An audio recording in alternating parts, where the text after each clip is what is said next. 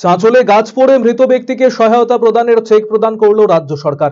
উল্লেখ্য, বৃহস্পতিবার সন্ধ্যায় ঝড় বৃষ্টিতে গাছ উপড়ে পড়ে ঘর ভেঙে মৃত্যু হয় চাঁচলের চণ্ডীগাছি এলাকার বাসিন্দা অপু দাসের।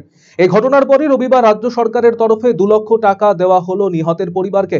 এদিন নিহতের স্ত্রীর হাতে এই চেক তুলে দেওয়া হয়।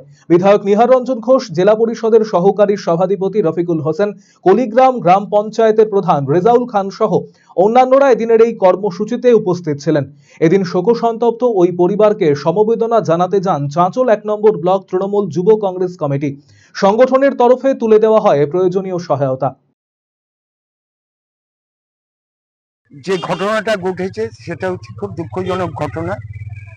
প্রকৃতির দুর্যোগে একটি গাছ পড়ে তার বাড়িতে চাপা পড়ে সেই অপু দাস বলে একটি ছেলে মারা যায়।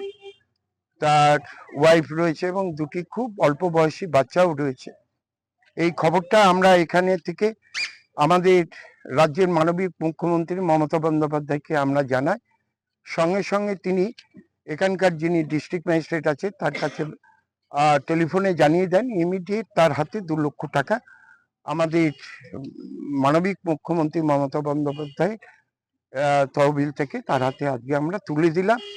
এবং আজকে আমরা সিদ্ধান্ত নিয়েছি যে ও লক্ষ্মী ভান্ডার পায়, ইমিডিয়েট আমরা তার কাগজপত্রটা তৈরি করে তাকে বিধবা ভাতাটাও আমরা করে দেব এবং তার ঘরটা যাতে পাকা করে দিতে পারি সেটাও আমাদের সিদ্ধান্ত হয়েছে।